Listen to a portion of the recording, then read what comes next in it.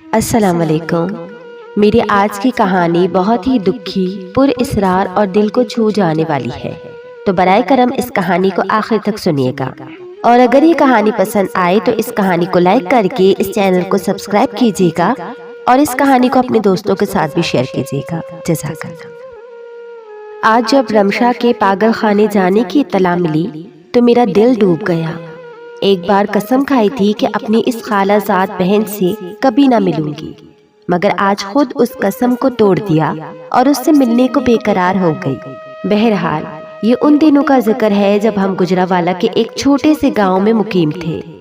میری خالہ امی سے 2 برس چھوٹی تھی اور نام شہانہ تھا۔ ان کے شوہر کو عرصہ سے ٹی بی کا مرض لاحق تھا۔ یہ متوسط گھرانے سے تعلق رکھتے تھے۔ رفتہ رفتہ خالو کی صحت جواب دے گئی اور وہ اس روگ کے باعث کام کاج سے محروم ہو گئے تھے۔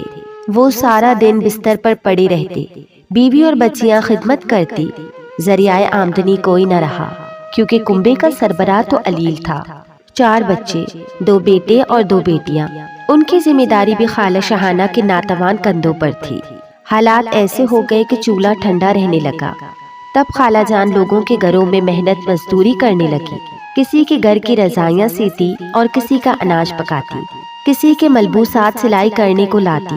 غرض اس طرح سے وہ اپنے بچوں کی ضروریات پوری کرنے لگی۔ اس قلیل آمدنی میں بیمار شوہر کا علاج معالجہ بھی لازم تھا۔ ان کو پریشان دیکھ کر امی جان کا دل کڑتا، بہانے سے جاتی اور کچھ نہ کچھ سوغات دے آتی تاکہ خالہ شہانہ کی مدد ہو جائے، جس پر خالہ امی کی مشکور رہتی تھی کہ برے وقت میں اپنے ہی کام آتے ہیں۔ انہی دنوں بڑی بیٹی رمشا نے مڈل کا امتحان پاس کیا تھا اور گورنمنٹ گرلز ہائی اسکول جانا چاہتی تھی، مگر حالات کی وجہ سے تعلیم کو خیر بات کہنا پڑا۔ تبھی پڑوسن کی وساطت سے اسے ایک فیکٹری میں ملازمت مل گئی۔ رمشا ان دنوں بمشکل 15-16 برس کی تھی جب وہ پہلی بار فیکٹری میں کام کرنے گئی۔ آپ سمجھ سکتے ہیں کہ 15-16 برس کے کم سن بچی میں کیا عقل ہوتی ہے۔ بے شک وہ ذہین تھی مگر تجربہ کار نہ تھی، زمانے کی اونچ نیچ کو نہیں سمجھتی تھی۔ تبھی بہک گئی۔ بہن بھائیوں سے کم شکل تھی، وہ صرف قبول صورت تھی، جبکہ خالہ جان کے باقی تینوں بچے خوبصورت اور گورے چٹے تھے۔ خدا جانے رمشا کس پر گئی تھی۔ رنگت سانولی مگر قد کاٹ خوب شاندار تھا۔ اس کو بچپن سے یہی کمپلیکس تھا کہ وہ خوبصورت نہیں ہے۔ یہی وجہ تھی کہ وہ خود کو بنا سنوار کر رکھتی اور شوخ رنگ کے لباس پہنتی تھی تاکہ وہ نمایاں نظر آئے۔ رشتہ دار لڑکیوں میں اسے فیشنیبل سمجھا جاتا تھا۔ غربت کے باوجود وہ غریب گھر کی نہیں لگتی تھی۔ جس فیکٹری میں کام کرتی تھی وہ گھر سے 1 میل کے فاصلے پر تھی۔ یہ فاصلہ وہ پیدل ہی طے کرتی تھی۔ تینوں بہن بھائی چھوٹے تھے اور سرکاری اسکول میں زیر تعلیم تھے۔ کچھ لڑکیوں کو گھریلو مسائل کا کم عمری میں احساس ہو جاتا ہے۔ رمشا بھی چاہتی تھی کہ اپنی آمدنی سے گھر کے مسائل کو سنبھال لے اور غربت کے عذاب سے نجات پائے۔ محنت مشقت کے باوجود ماں بیٹی کی قلیل آمدنی سے گھر کا گزارا اچھی طرح نہیں چل پا رہا تھا، اور رمشا اس فکر میں کھلی جا رہی تھی کہ کسی طور اوور ٹائم وغیرہ کر کے آمدنی کو بڑھائے تاکہ بیمار باپ کو وقت پر دارو دوا کی سہولت حاصل ہو جائے۔ فیکٹری میں ایک شخص حسنین نامی کام کرتا تھا، جس کی عمر 28 سال کے لگ بھگ ہوگی۔ وہ کافی خوبصورت، اونچا لمبا نوجوان تھا۔ ورکرز کے کام کی نگرانی اسی کے ذمہ تھی۔ رمشا بھی اس کے انڈر کام کرتی تھی۔ چونکہ وہ ایک پرکشش اور محنتی ورکر تھی، لہٰذا حسنین اس کو دوسری ورکر لڑکیوں پر ترجیح دیتا تھا۔ یوں دونوں کا ایک ذہنی رشتہ قائم ہو گیا۔ جو بات حسنین سمجھاتا دوسروں سے پہلے رمشا سمجھ جاتی۔ ہوتے ہوتے دونوں میں اپنائیت بڑھتی گئی۔ ایک دن رمشا نے حسنین کو اپنے مسائل سے آگاہ کر دیا اور استدعا کی کہ وہ اس کو فیکٹری میں اوور ٹائم دلوا دے تاکہ آمدنی بڑھ سکے۔ حسنین نے وعدہ کیا کہ وہ مینیجر سے بات کرے گا۔ یوں کوشش کرنے سے رمشا کو اوور ٹائم تو مل گیا، مگر اب ڈیوٹی کے اختتام پر رات ہو جاتی تو گھر واپسی لوٹنے کا مسئلہ کھڑا ہو گیا۔ وہ اکیلی رات کے وقت گھر جانے سے ڈرتی تھی۔ اس نے اپنے خوف کا ذکر حسنین سے کیا تو وہ بولا، میں بھی اسی ٹائم چھٹی کر کے گھر جاتا ہوں اور میرے راستے میں تمہارا گھر پڑتا ہے۔ میں تم کو روز گھر چھوڑ دیا کروں گا۔ اندھا کیا چاہے 2 آنکھیں۔ ویسے بھی رمشا حسنین کو پسند کرتی تھی، اس نے حامی بھر لی۔ دونوں روز چھٹی کے وقت ایک ساتھ فیکٹری سے نکلتے۔ حسنین کبھی موٹر سائیکل پر اور کبھی پیدل رمشا کو گھر چھوڑنے جاتا۔ اس بات پر خالہ کو تو اعتراض نہیں ہوا، لیکن کچھ پڑوسیوں کو اعتراض ضرور تھا، اور رشتہ دار بھی چین بچین تھے، جن میں میرے والدین بھی شامل تھے۔ ان کو اعتراض تھا کہ رمشا ایک غیر لڑکی کے ساتھ کیوں موٹر سائیکل پر گھر آتی ہے، بہتر ہے کہ وہ یہ ڈیوٹی نہ کرے اور وقت پر گھر آ جایا کرے۔ جبکہ رمشا کا کہنا تھا کہ اس کے گھریلو مسائل کا حل تو اسی کو نکالنا ہے۔ لوگ اعتراض کرنا جانتے ہیں مگر مدد کرنا نہیں جانتے، اور اگر کوئی مدد کرنا بھی چاہے تو اس کو نشانہ بنا دیتے ہیں، لہٰذا اسے کسی کی پرواہ نہیں ہے، کیونکہ حسنین ایک اچھا انسان ہے اور فیکٹری میں اس کا سپروائزر بھی ہے۔ اگر اس نے برائی کرنی ہوگی تو کیا فیکٹری میں کوئی اور اس کو روک سکے گا؟ مگر رمشا نے ہر کسی کے اعتراض اور بدگمانی کو پس پشت رکھ دیا، کیونکہ اس کو اپنے کنبے کے دن بدلنے کا جو جنون تھا، جو غربت اور مشکل کی زندگی گزار رہا تھا، جبکہ باقی رشتہ دار کھاتے پیتے اور خوشحال تھے۔ ان کی خوشحالی اسے احساس کمتری کے سمندر میں دھکیل دیتی تھی۔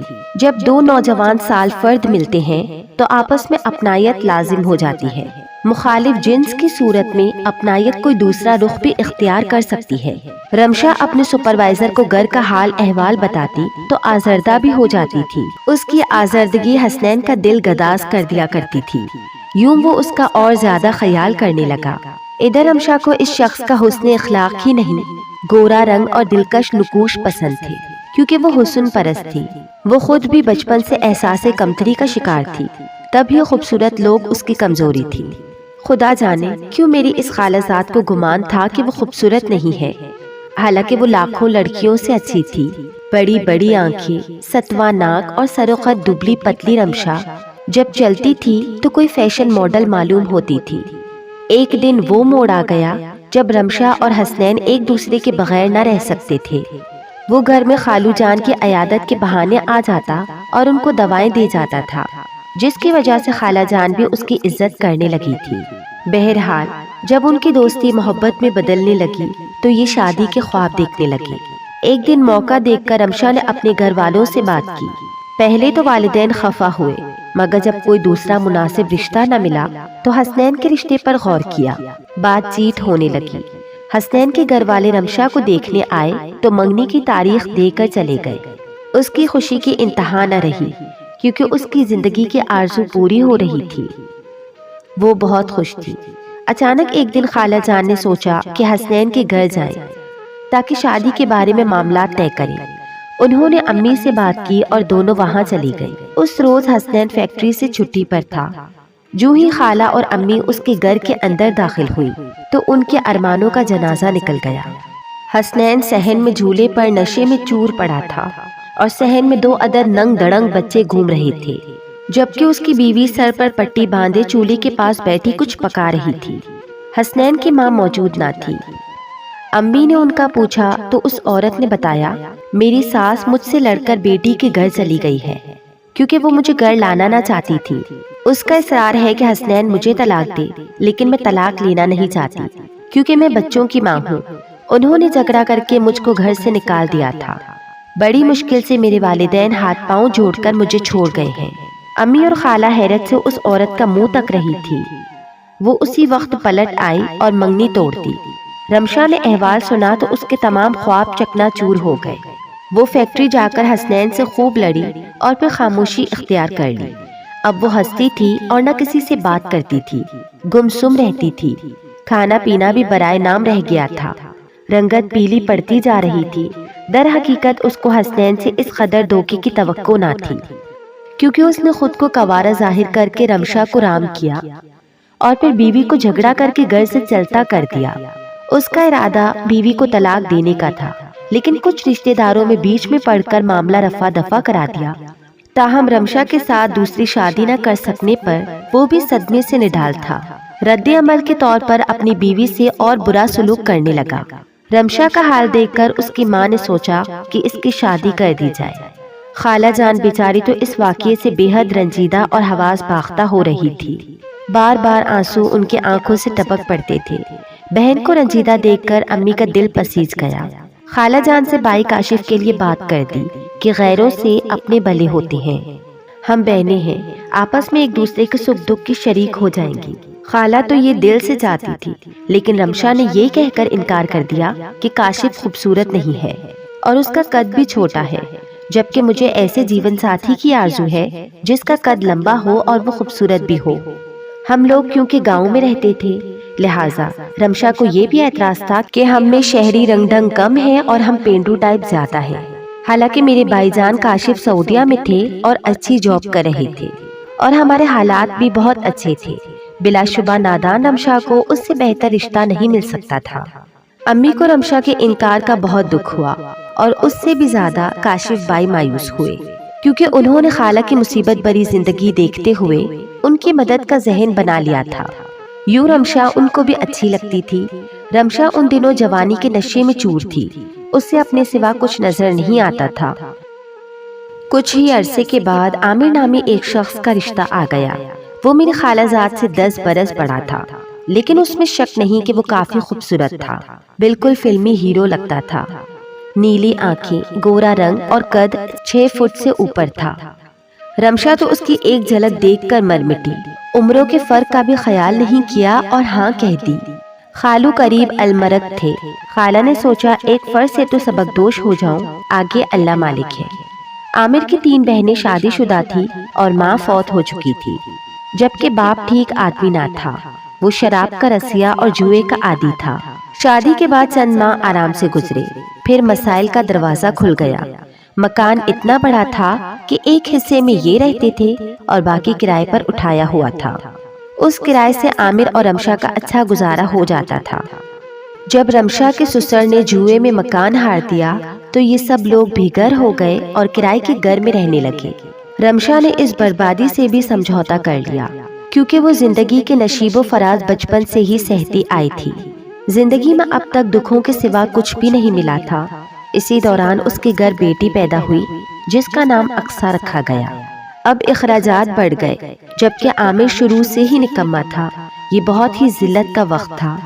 بیچاری رمشا اپنی ماں کی طرح کسی کے گھر کا کام کاج کرنے لگی۔ عامر نے کوئی اعتراض نہ کیا، الٹا نشہ کرنا شروع کر دیا۔ سبھی جانتے ہیں کہ نشہ انسان کو بے حس اور بے غیرت بنا دیتا ہے۔ وہ تھوڑا بہت کمانے سے بھی رہ گیا تو مکمل بوجھ رمشا پر ڈال دیا گیا۔ ایسے حالات میں گھر آ کر اسے احساس ہوا کہ کاشف بائی سے شادی نہ کر کے کتنی بڑی غلطی کی۔ محض خوبصورت شوہر کی خواہش کے پیچھے خود کو غیر محفوظ کر لیا۔ حالانکہ میرا بھائی بھی قبول صورت تھا، مگر رمشا کے خیالوں میں تو کوئی فلمی ہیرو نما آئیڈیل بسا ہوا تھا۔ وقت گزرتے دیر نہیں لگتی۔ اسی دوران دوسری بیٹی بھی دنیا میں آ گئی تو زندگی اور زیادہ کٹھن ہو گئی۔ خالہ جان خود مسائل میں گھری ہوئی تھی، وہ بیٹی کی مدد نہیں کر سکتی تھی۔ اس کو اپنی مدد آپ کے تحت ہی جینا مرنا تھا اور 2 بچیاں بھی پالنا تھی۔ اب دہری ذمہ داری ہو گئی، وہ کام پر بھی باقاعدگی سے نہیں جا سکتی تھی۔ اس وجہ سے گھریلو حالات مزید خراب ہو گئے۔ آفتاب عامر کا بچپن کا دوست تھا، اس کا آنا جانا تھا اور وہ اپنے دوست کو بہت سمجھاتا تھا، مگر وہ کسی کی نہ سنتا تھا۔ ایک روز مالک مکان گھر آیا اور زور زور سے دروازہ پیٹنے لگا۔ وہ کرائے کا مطالبہ کر رہا تھا۔ رمشا گھبرا گئی، وہ دروازے پر کھڑی اس سے مہلت مانگ رہی تھی۔ اسی دوران آفتاب آ گیا۔ عامر گھر پر موجود نہ تھا اور رمشا کے گڑ گڑانے سے آفتاب کو افسوس ہوا۔ اس نے مالک مکان کو کرایہ دیا اور گھر سے چلا گیا۔ اب آفتاب اکثر آنے لگا، وہ بچیوں کو بلکتا دیکھ کر رنجیدہ ہو جاتا، ان کے لیے دودھ کے ڈبے، بسکٹ اور کبھی گھر کا سودا سلف اور روپیہ پیسہ دے جاتا۔ یوں عامر اور رمشا اس کے احسان تلے دب گئے۔ عامر دن بہ دن نشے میں ڈوبتا گیا۔ زندگی کے تلخ حقائق سے فرار کی خاطر وہ ہیروئن پیتا اور ہر ایک سے قرض کی بھیک مانگتا۔ کام کاج بالکل چھوڑ دیا تھا۔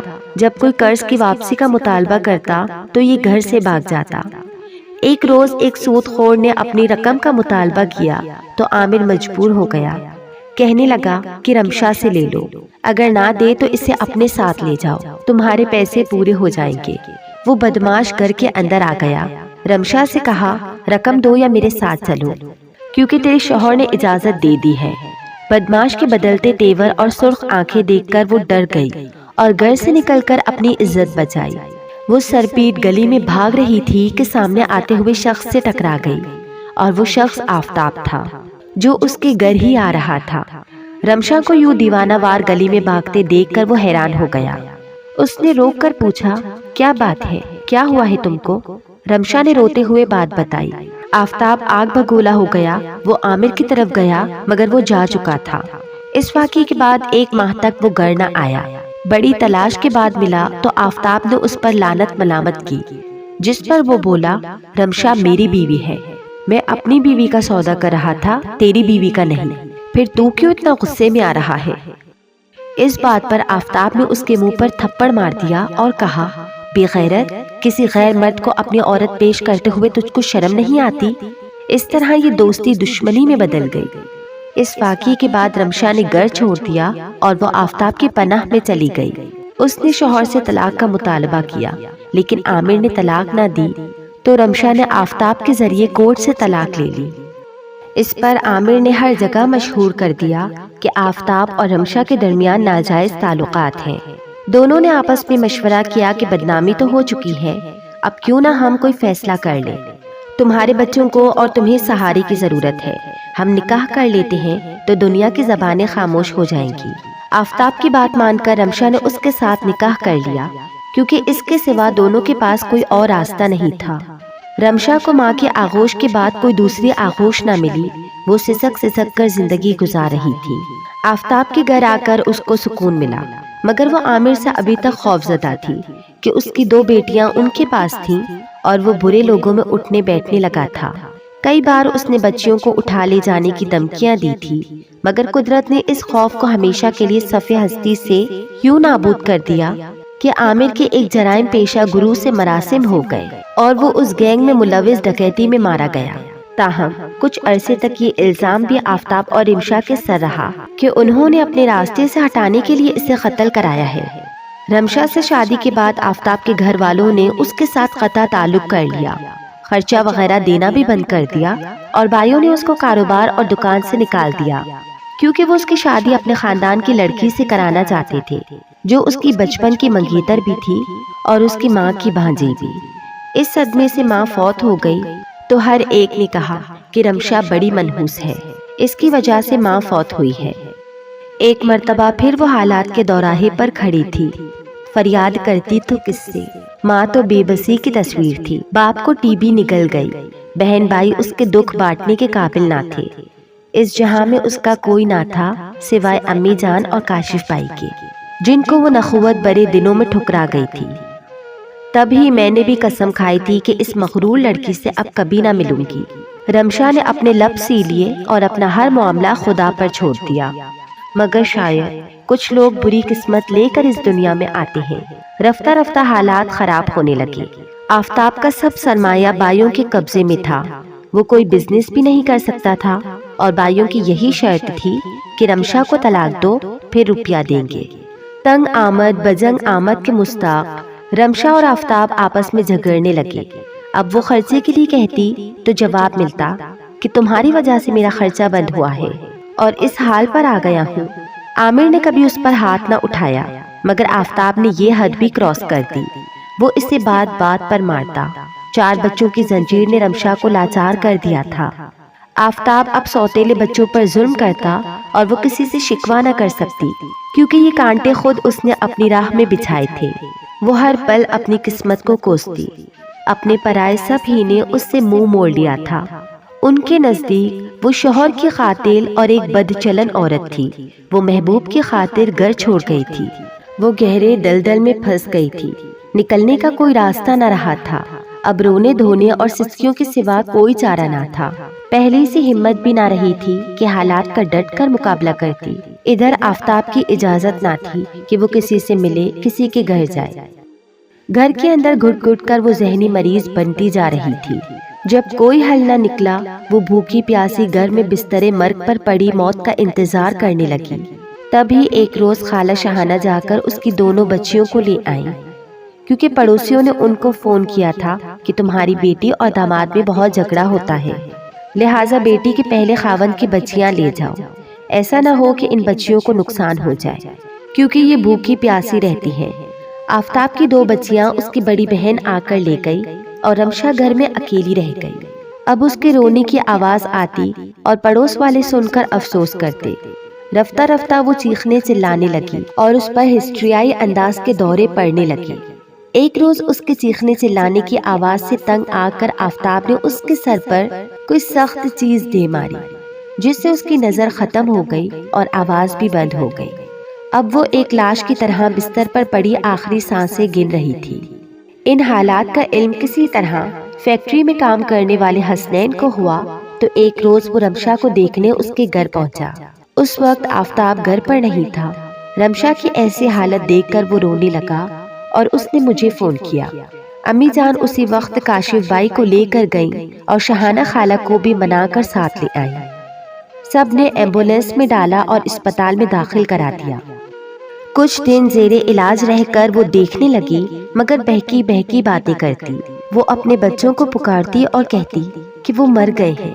ذہنی حالت ایسی تھی کہ ڈاکٹر نے اس کو ذہنی امراض کے اسپتال بھجوانے کا مشورہ دیا اور رمشا کو ذہنی امراض کے اسپتال، جس کو عام زبان میں پاگل خانہ کہا جاتا ہے، وہاں بھجوایا گیا۔ امی روز جاتی تھی، کاشف بھائی بھی جاتے تھے اور آ کر حال بتاتے تھے۔ میں رمشا کا حال سن کر دکھی ہوتی، مگر جاتی نہ تھی، کیونکہ قسم کھائی تھی کہ کبھی اس کی صورت نہ دیکھوں گی۔ آخر کار ایک دن میری امی نے مجھ سے کہا کہ قسم کا کفارہ ادا کرو اور رمشا کو دیکھنے جاؤ، وہ تمہیں یاد کرتی ہے۔ جب میں وہاں گئی تو اس کی حالت دیکھ کر میرے پیروں تلے زمین نکل گئی، کیونکہ اس کا سر گھنجا تھا اور صورت پر وحشت برس رہی تھی۔ مجھ کو پہلی نظر میں اسے دیکھ کر ڈر لگنے لگا اور میں جہاں کھڑی تھی وہیں جم کر رہ گئی۔ تاہم اس نے چھلانگ لگا کر مجھے آ لیا اور میرے گلے سے چمٹ گئی۔ بولی، راشی ڈرو نہیں، میں اب بالکل ٹھیک ہوں اور ہر بات سوچ اور سمجھ سکتی ہوں۔ میری یہ حالت ان لوگوں نے کی ہے، شاید مجھ جیسے مریضوں کا علاج ایسے ہی ہوتا ہے۔ میں نے کہا، تم بہت جلد مکمل طور پر اچھی ہو جاؤ گی، پھر میں تم کو اپنے گھر لے جاؤں گی۔ وعدہ کرو کہ تم مجھ کو میرے بچوں سے ملاؤ گی۔ وعدہ رہا۔ میں نے اس کے بڑھے ہوئے ہاتھ کو تھام لیا۔ جب اس نے کہا، وعدہ کرو کہ تم روز آیا کرو گی، یہ بھی وعدہ رہا۔ افسوس کہ اس کی زندگی کے دن تمام ہو چکے تھے اور میں دونوں وعدے نہ نبھا سکی۔ ایک روز جب کہ نرس اس کو دوا کھلانے لگی، وہ اپنے بستر پر آرام سے آنکھیں موندے پڑی تھی، لگتا تھا جیسے سو رہی ہے۔ اس کو ایسی دوائیں دی جاتی تھی جس سے وہ بھرپور نیند لے تاکہ زندگی کی تلخ یادیں اور دکھ بلا کر جی سکے۔ نرس یہی سمجھی کہ گزشتہ رات جو دوائیں دی تھی یہ اسی کا اثر ہے اور رمشا ابھی تک مدہوش ہے۔ نرس نے جب کندھا ہلا کر نام پکارا تو رمشا نے کوئی جواب نہ دیا اور نہ کوئی حرکت کی، بلکہ اس کا سر ایک طرف لڑک گیا، جیسا کہ بے جان لوگوں کا سر ڈھلک جاتا ہے۔ نرس نے غور سے اس کے پپوٹے کھول کر دیکھے اور ڈاکٹر کو بلا لائی، جس نے تصدیق کر دی کہ رمشا زندگی کے دکھوں سے جان چھڑا کر اس ظالم دنیا سے بہت دور اگلے جہاں کو جا چکی ہے۔ جب اس کی موت کی خبر سنی، میں سکتے میں رہ گئی اور آنسو آنکھوں سے بہنے لگے۔ دکھ تھا تو یہ کہ اے کاش میں اسے اس کی بچیوں سے ایک بار ملا دیتی، آخری بار، مگر سبھی کہتے تھے کہ ابھی نہیں، بچیاں ماں کو اس حال میں دیکھیں گی تو ڈر جائیں گی، وہ ہمیشہ یہی سوچیں گی کہ ان کی ماں پاگل تھی۔ حالانکہ رمشا جتنی بھی پاگل تھی، وہ ایک لمحے کو بھی اپنی بچیوں کو نہ بھولی تھی۔ ہمارے وطن میں غربت کی شرح بہت بڑھ گئی ہے اور جو طبقہ عوام کو غربت کی لکیر سے نیچے زندگی گزارنے پر مجبور کر رہا ہے، دراصل رمشا اور ایسے بہت سے معصوم انسانوں کا اصل قاتل وہی طبقہ ہے۔ شاید ان لوگوں کو خوف خدا نہیں ہے، کیونکہ جرائم اور ذہنی امراض کی ایک بڑی وجہ غربت بھی ہے۔ رمشا کی 2 بچیاں خالہ جان کے پاس ہیں اور 2 کا پتہ نہیں۔ یقیناً ان کو ان کے ددیال والوں نے پالا ہوگا، کیونکہ وہ بیٹیاں آفتاب سے تھیں، لہٰذا خالہ جان نے ان سے ملنے کی کوئی کوشش نہیں کی، کیونکہ وہ آفتاب سے اب کوئی واسطہ نہیں رکھنا چاہتی۔ خدا ایسی تقدیر کسی کی نہ بنائے جیسی رمشا کی تھی۔ امی اور خالہ کہتی ہیں، تو میں سوچتی ہوں کہ اگر رمشا میرے بھائی کاشف کا رشتہ قبول کر لیتی تو کیا پھر بھی اس کی تقدیر ایسی ہی ہوتی؟